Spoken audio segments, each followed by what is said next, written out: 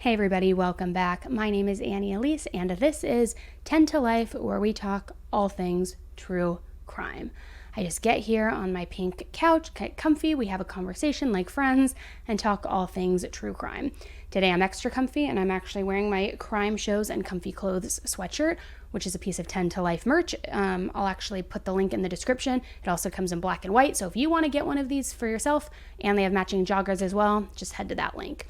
So today we're going to be talking about updates in the case of the Idaho students who were just brutally murdered. The tragic deaths of University of Idaho students Maddie, Kaylee, Ethan, and Xana has gripped the nation. There has also been a lot of speculation online in Facebook groups, Reddit threads, TikTok, YouTube channels. So today we are going to go over just the facts and the latest updates that police have released.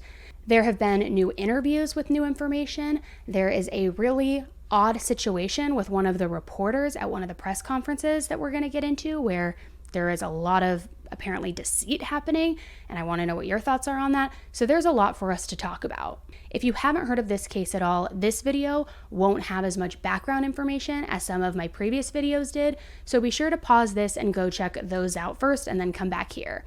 If you want just a quick walkthrough and don't have time to go back and watch, no problem. This video could also work to get you up to speed on just the facts. So guys, let's jump right in. 10 to Life with Elise starts right now. Saturday, November 12th, Kaylee and Maddie went to a local bar, the Corner Club, in downtown Moscow, Idaho. They went there from approximately 10 p.m. to 1:30 a.m. The Corner Club is about a mile from their home on King Road. At 1:40 a.m., the girls were seen on video at the food truck ordering food and then waiting on their food. Then they used a private party for a ride home. Investigators have now confirmed through digital evidence that the girls arrived home at 1:56 a.m. instead of 1:45 a.m. On Saturday night, Xana and Ethan were seen at the Sigma Chi house on campus. As you can see in this picture, the girls' house was literally right by Sigma Chi. And although the map says it's an 11-minute walk, you can actually cut through and go directly to the house much faster. The police are still saying that they arrived home at approximately 1:45 a.m. I'm aware that there is a post circulating from a mom whose son texted her and said that they were there at 2 a.m., and I'm sure that the police are aware of this as well, but the police are still standing by the couple arriving home at 1:45 a.m. As I've said in previous videos, and what has now been confirmed 100% by the police, Ethan did not live with the girls, despite many people suggesting he did. He was just spending the night with Xana, his girlfriend. The two surviving roommates were also out in Moscow in the community, hanging out separately on Saturday night. They both returned home by 1 a.m. Both roommates did not wake up until later that morning. So on November 13th, when the girls woke up, they asked friends to come over because they believed that one of the second floor victims had passed out and was not waking up. We're not sure why they thought that or the exact circumstances, but I would have to assume that they couldn't see in the room for whatever reason. At 11:58 a.m., the 911 call requested aid for an unconscious person at the house. The call was confirmed to be made from one of the surviving roommates' cell phones, and also confirmed that multiple people talked to the dispatcher. We're not sure if the phone was passed around from person to person, or if maybe it was on speakerphone and everybody was chiming in. The police have said that they will not release the call whenever reporters at the press conferences ask. So the officers arrived, and then they came into the house and found two victims on the second floor and two on the third floor. The two surviving roommates and the group of friends that were present when police were called are not suspects at this time. Autopsies of all four victims took place on the 17th, and all of their causes and manners of death were homicide by stabbing. It is currently believed that Ethan and Xana were on the second floor, and that Kaylee and Maddie were on the third floor. The county coroner, Kathy, said that all four victims were likely asleep, that some had defensive wounds, and that each were stabbed multiple times with a fatal blow to the chest. There were also no signs of SA. I want to note, though, that the coroner has said conflicting statements in two different interviews regarding whether the students were found in their beds. Can you tell me, when you say that they might have been sleeping, were they found in beds? Yes. A day later, she talked to CBS and said that wasn't true, which honestly, if she was unsure, this seems like something that she probably just shouldn't have said at all. A little background on Kathy for context: she was initially elected for her position in 2006. She graduated as a registered nurse from Sacred Heart School of Nursing and worked at Gritman Medical Center Emergency Department for many years. She graduated with a BS in political science from the University of Idaho and then completed a law degree in 2001. While yes, it's surprising that she doesn't have a medical degree, I think this is a common occurrence in small towns. Currently, the Moscow Police Department has 24 officers, 4 detectives, and 5 support staff working on the case. The FBI has 22 investigators in Moscow and 20 agents assigned to the case out of Treasure Valley, Idaho, Salt Lake City, Utah, and West Virginia. They also have 2 agents from the Behavior Analysis Unit. The Idaho State Police has 20 investigators, a public information officer, 15 uniformed troopers to assist with community patrols, and Idaho State Forensic Services and mobile crime scene team. That totals to at least 112 different people investigating and working on this case. On November 20th, law enforcement officials were seen in the backyard and had allegedly moved some of the crime scene tape out to include a much larger area. Many people online and some media sources said that they were expanding the crime scene. The news and the pictures on social media made people wonder why police didn't tape that area off sooner. Some even took it further, thinking that the police had messed up the entire investigation. Here's what the police had to say about that. What was your reasoning for doing that? Yeah, so the other day we extended the crime scene. Really what we did is we just enlarged the working area for the detectives and the investigators that are actually on scene. As we have more and more information, we're able to try and piece together what occurred. When we do that, we want to go out to the scene and see how that fits in. And so it wasn't really an evidence collection situation. It was purely a workspace situation. We wanted to make sure that we held the integrity of the investigation, which is important, and so we're not enlarging and retracting the crime scene per se. Unfortunately, they still do not have any suspects and have not found the murder weapon. Police do not believe that the guy in the hoodie in the grub truck surveillance video, the driver who took Kaylee and Madison home, or Kaylee's ex, who they called numerous times that morning, are in any way involved in the murders at this time. They did find Kaylee's dog Murphy at the home and he was not harmed. He was taken into animal services and then given to somebody else who is responsible for him. The murders are the first in Moscow since 2015 and have absolutely shaken the community to its core. Some professors canceled classes last week as many students elected to go home early anyways. One wrote on social media that he can't in good conscience hold class until police release more information or identify a suspect. The police have not been able to verify any claims that Kaylee had a stalker.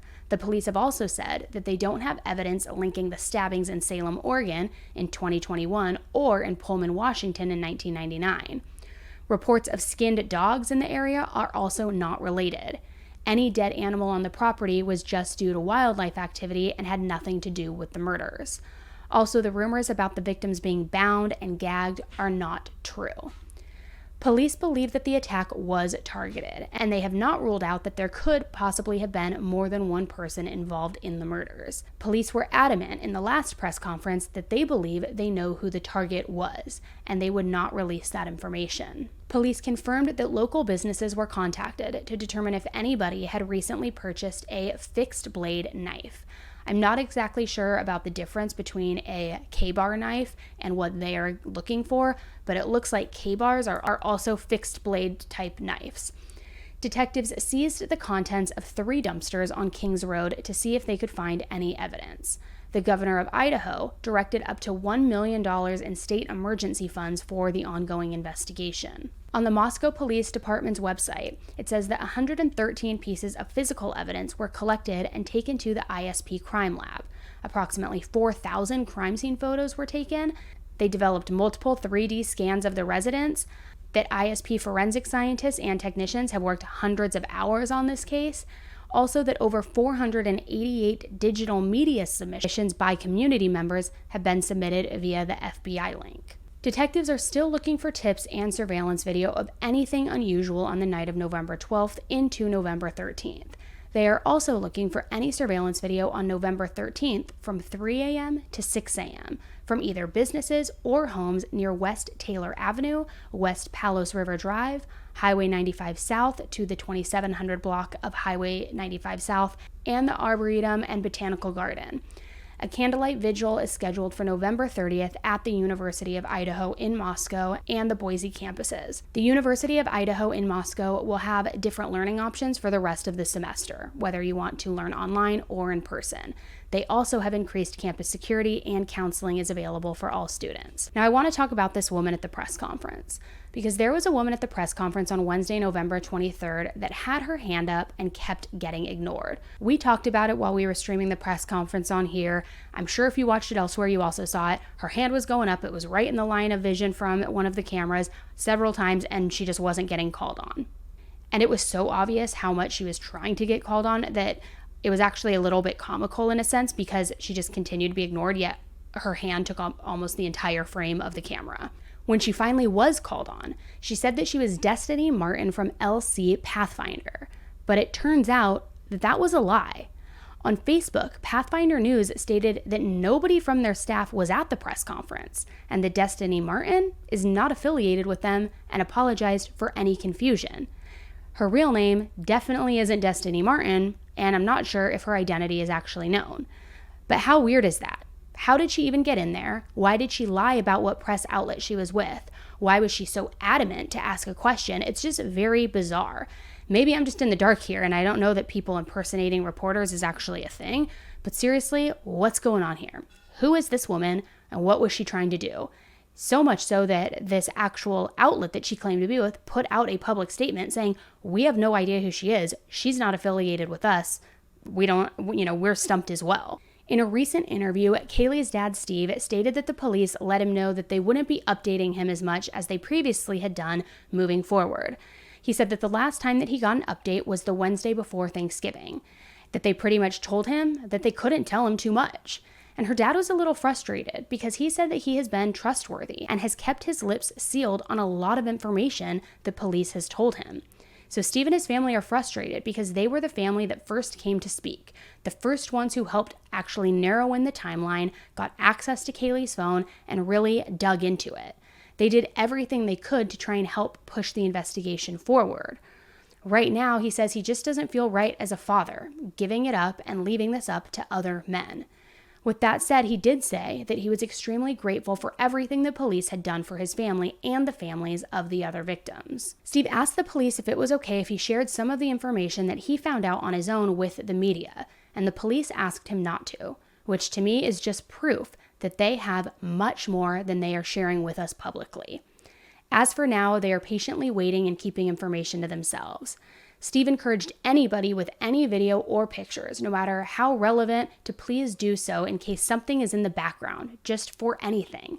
He implored the students to come forward even if they were scared of getting in trouble for underage drinking, potentially being in trouble at their workplace, all of these things, reiterating that it's not what police are concerned about at all. In a previous interview with CNN a few days before the interview with Fox, Steve was asked a very interesting question, and I want to get your opinions on this. Kaylee's mother has said she believes that the suspect, the killer, is someone Kaylee knew very well, and that the killer might even be at the vigil. Remarkable. I wonder, Steve, do you share that view? It's speculation. My daughter was very popular. It seemed like everyone that I talked to said she knew everyone. They had parties. They were college kids. They were about to graduate. Yeah. So somebody could have partied in the house and got an idea or got the confidence to pull that off. He also makes a weird statement about there being more victims than just these kids. It may be nothing, but I did think that it was an interesting statement. Could it have been a slip? And could this, in fact, maybe be a serial, like many people are suggesting via rumor? What do you guys make of this statement? Sir, they have shared with us that it was a targeted attack.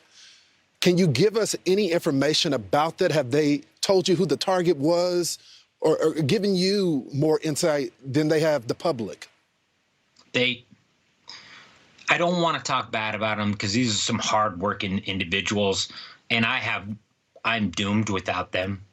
we're all doomed without them. Yeah. This defund police is just a terrible idea. The fact that we're finding out that there's more than just my daughter and these children that have suffered, it's terrible to think that we can defund these guys. It's an absolute atrocity. That's not something that is it's political. It's not political. This is just facts, guys. We can't allow these people to just run free. So beyond that, they haven't shared a lot. Aaron Snell with the Idaho State Police also sat down with Fox News. He confirmed that all agencies are working hand in hand on this investigation. When asked if investigators compromised the crime scene or botched the investigation, Aaron dismissed any claims that anything went awry, noting that the police took care of everything by the book. From the crime scene, Aaron said that they are still processing DNA at the Idaho State Lab and combing through other digital information that they have received. He reiterated that the surviving roommates and others at the scene and present during the police call when they called 911 are not to be involved at this time and have all been more than cooperative. When asked what he could tell about if the killer targeted one person or more than one person, Aaron replied, "That's actually a really difficult question because that would be pertinent to our investigation. I think what we have been really consistent in saying is that we believe that this was targeted. We have not come out and said that it was targeted at one person or multiple people. That's all part of the investigation that ultimately will come out, just not right now. It's pertinent to the investigation." As I mentioned earlier, on the Moscow Police Department's website, they have Ethan and Xana present at the Sigma Chi fraternity house and then home by 1:45 a.m. They were only at Sigma Chi, though, from 8 to 9 p.m., and then returned home at 1:45 a.m., leaving a 5-hour gap in the timeline for their whereabouts. Aaron said that they have not been able to fill that part of the timeline in yet, and are still looking for tips from the public about where they could have been. The Sigma Chi fraternity house is not part of the crime scene, but anyone there Saturday evening who maybe saw them there, maybe had interactions with them, talked to them, or really anything at all is encouraged to come forward.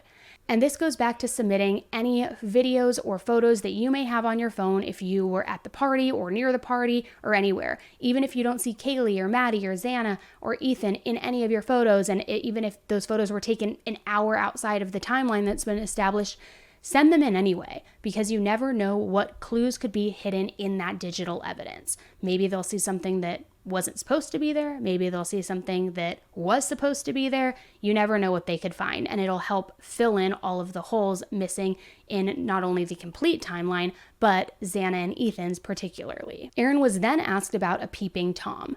I think we all have kind of been wondering if something like that had any merit, because so many pictures were coming out when police had expanded this crime scene, or investigators were looking at things from a far distance to get a particular line of sight or perspective. Some people have even been leaning towards this theory from the get-go because of the direct view of so many windows into their house. Aaron said that they have not ruled anything out and are still trying to get the complete picture of the case. They don't want to just pigeonhole themselves into one theory and miss all of the other facts. Now, what he says next really stuck out to me. According to Aaron, the police and investigators don't have a specific direction to go next. The information from the behavior analysis unit will be critical to the investigation, which means the information from the behavior analysis unit will absolutely be critical to this investigation. Aaron also didn't want to speculate whether the person or persons involved in the murder would do something like this again. So honestly, guys, I don't know what to think about this case. As I was researching and getting all of the updates for this video, I realized that it's now been 2 weeks since this heinous and grisly murder occurred. I'm a little surprised that there hasn't been a suspect publicly identified or arrested, or even some sort of profile given. Nothing. Before everyone in the comment comes for me, I know that investigations take time, and I know that police aren't going to release everything to the public right away, and I'm not even asking for that, not at all. I'm just thinking, what if this is the same place investigators will be in 2 more weeks? What about 2 more months? How likely is it that if the killer was somebody super close to one of the victims, they could be completely evading police, their families, friends, and everyone for all of this time? I don't know, I'm just speculating here, but what if the person responsible is some unknown budding serial killer or some lone psychopath that meticulously and carefully planned this out and took special care not to leave a shred of evidence. Without any profile given or information given, that means this person is of course still on the loose, but if it is a serial, it definitely means that there is a risk to the community. I genuinely hope that the FBI and all agencies involved are onto something and making serious headway. I just can't shake this feeling of the possibility that law enforcement might be looking for someone random and be truly puzzled. That's just a lot of investigators, a lot of detectives, FBI agents, and a huge budget for the investigation to be remotely close to finding the person responsible. And trust me, guys, I hope that's not the case and that police and the agencies involved will solve this quickly. The families and friends of Ethan, Xana, Maddie, and Kaylee deserve justice, and I know that the community needs justice too. I can't imagine how they all are feeling right now with all the unknowns and trying to process so much grief. It's just completely heartbreaking. I'm guessing that we'll have another press conference this week. Who knows, maybe even when this video is uploaded or a few hours after, who knows? We'll see when YouTube wants to approve it. But I'm guessing that we'll have some updates soon here because there haven't been any official updates or press conferences, I should say, since last Wednesday. I know it's hard to sift through the speculation, the rumor mill, and it's so easy to get caught up in some of those more salacious details and theories, but I would just encourage you guys to continue to focus on the facts of this case, what we know. Not to say any theory might not prove to be true, but there are some wild ones going on out there right now. And if you do want to just kind of poke around and see what everybody else is saying and what everybody else thinks about this case, you can always join the Facebook group, which is now, I think, officially kind of turned into the official Idaho Facebook group for this case. And it's at facebook.com/groups/10 to life. And it's focused on just this case. And I think there's like 13,000 people in there or something right now. So everybody's talking about everything going on, and that's where you will get breaking updates, certainly.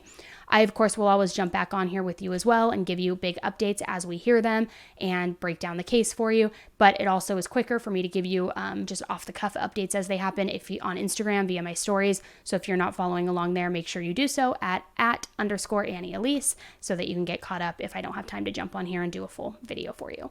So let's just hope that we get some answers soon, some justice soon. I really want to know what you guys think about that reporter who apparently lied about her credentials and is not even associated with that newspaper at all. Why'd she do that? Was she just being nosy? She was also video recording during this. It was just very, very bizarre. So maybe she was just lying to get in there and get information, but it seemed weird. It seemed very odd. So let me know what you guys think about that in the comments. Thanks again for tuning in, guys, and until the next one, stay safe.